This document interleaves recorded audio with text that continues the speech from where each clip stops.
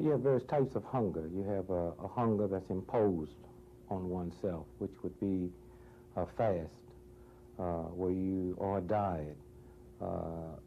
That type of hunger is basically mental hunger and physical hunger, because it's something you imposed on yourself or which you can stop anytime you want. You have another type of hunger where you eat an improper nutrition. That's the worst type, because most folks don't know that the body's craving nutrition.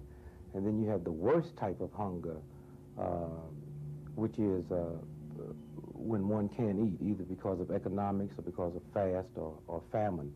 Then you get into what we call serious malnutrition. A lot of people that's eating the wrong type of food will be in malnutrition, but the hunger is not there. When you take, like we have in Ethiopia and Africa today, that's serious malnutrition, because the food is not there, of no type, not even bad food. That's the worst type, because that's the type that creates the brain damage, the stunted growth, and that's the type that you cannot turn around just by food. You have to have serious nutrition, and there's few people in the world that's aware of that. We have a food program in the Western world that functions and predicated on people being hungry.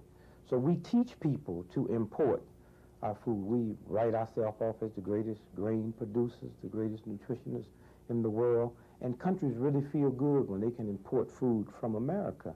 You know, there's something wrong when you stop and think that we never have known hunger on this planet like we know it today.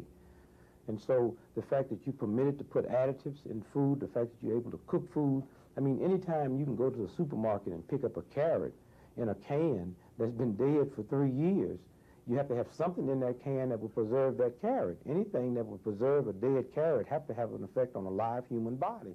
It's called embalming fluid. Now, you can call it any name you want to call it.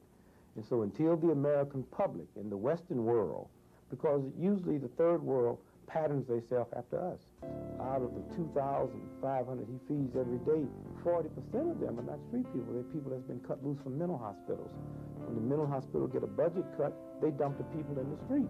Now, the problem is what happened when a cop comes up and he see a crowd of people waiting to eat who are street people, but 40% of them have mental problems.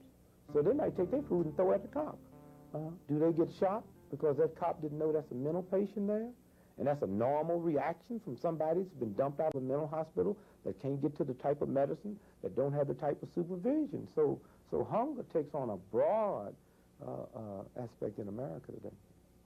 So after 70 days, it might not look good to you. You might not know what it is. But whatever 7-course meal you can imagine you would like, that's what I'm fixing to drink now. I just say thank you and praise God. God bless you. So after the 70-day fast at Flint Goodrich, on the 71st day, I took a 8-ounce solution of juice, my 4X formula, at 10 o'clock in the morning.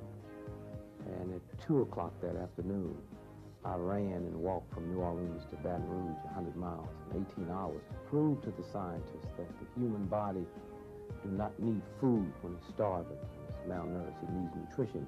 That had I ate one of the finest nutritionist meals that they call nutrition on this planet, I would have died. But to put just a nutrition formula, which is heavily with liquid, you can run 100 miles and walk in 18 hours. And I think that's where the scientists turned around. That's the first time the scientists that was monitoring me realized there was a difference between food and nutrition.